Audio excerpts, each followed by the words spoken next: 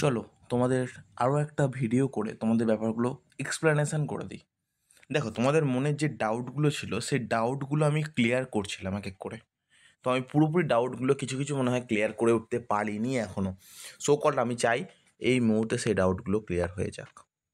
একদম ঠিকই শুনেছ। চলো ফার্স্ট তোমাদের মনের প্রশ্ন থেকে শুরু করি। দাদা বলছি, আমি তো রিনিউয়াল অ্যাকচুয়ালি লাস্ট ইয়ার, তো আমি কি অ্যাপ্লিকেশান ক্যান্সেল করতে হবে? ফরওয়ার্ড বাই এইচওয়াই হয়ে আছে এখনও। দেখো, ফরওয়ার্ড বাই এইচওয়াই কেন হয়ে আছে এখনও, সেটা তোমার ফার্স্টের মনের প্রশ্ন। তো সেই প্রশ্নটা আমি আগে ক্লিয়ার করি। প্রথমত, তুমি আছো গ্যাপ ইয়ার স্টুডেন্ট। তো গ্যাপ ইয়ার স্টুডেন্টের অ্যাপ্লিকেশান সম্পূর্ণরূপে দেখছে। অলরেডি অনেক ছাত্রছাত্রী অ্যাপ্লিকেশান চেক করা হয়েছে এবং ফরওয়ার্ড হয়েছে, ফরওয়ার্ড থেকে স্যাংশন হয়েছে। আশা করি বোঝাতে পারলাম। তো এরপর কি বর্তমান মুহূর্তের প্রবলেমটা হচ্ছে এটাই যে অনেক ছাত্রছাত্রীদের ক্ষেত্রে গ্যাপ ইয়ারে কী হচ্ছে, বিভিন্ন ধরনের সমস্যার সম্মুখীন হচ্ছে তারা। তো এখন দাঁড়িয়ে তারা চাইছে সেই সমস্যার সমাধান, কিন্তু এসবিএম সেম পোর্টাল সম্পূর্ণরূপে চেক করতে নারাজ হয়ে যাচ্ছে।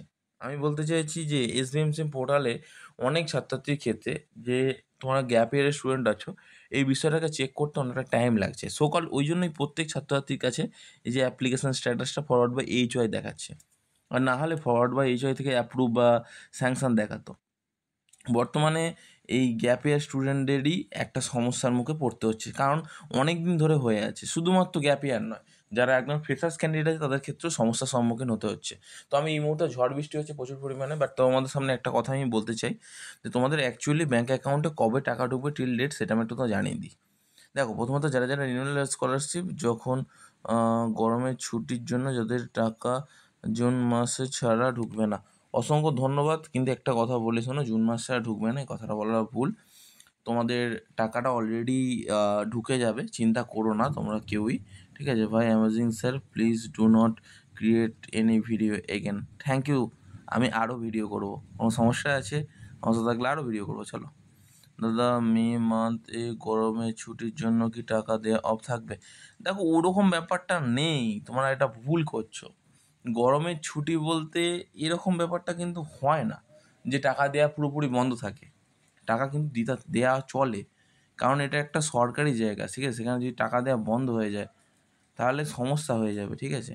এরপর ফান্ড অ্যাভেলেবেল হবে। দেখো, 1 তারিখ নাগাদ মেয়ের ফান্ড অ্যাভেলেবেল হওয়ার কথা আছে।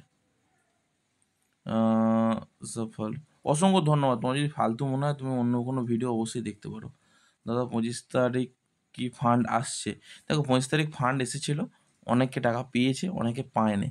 ঠিক আছে স্যার, আমি স্কলারশিপে পেন্ডিং হয়েছে, আমি কি করব কিছু বুঝতে পারছি না।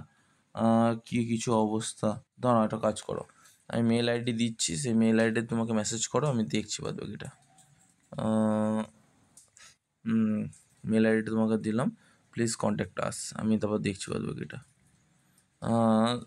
সবাই বুঝতে পারছি তোমাদের অবস্থা, কিন্তু তোমার চিন্তা করছো, কোনো প্রবলেম নেই, তোমাদের টাকা সবারই ব্যাঙ্ক অ্যাকাউন্টে ঢুকবে।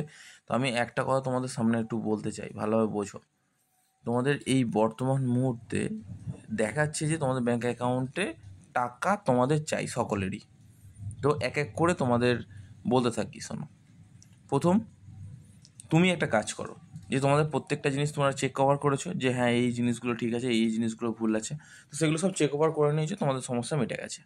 কিন্তু এরপরও তোমাদের মনে একটা প্রবলেম অবশ্যই থেকে যাচ্ছে যে হ্যাঁ স্যার, তাহলে আমাদের ব্যাঙ্ক অ্যাকাউন্টে অ্যাকচুয়ালি কবে টাকা ঢুকছে? আমাদের সব চেক আপ কমপ্লিট, সব কিছু ঠিকঠাক। তো যারা এই কথাটা বলছে যে আমাদের সব কিছু ঠিকঠাক, তাদের উদ্দেশ্যে একটা কথা বলি।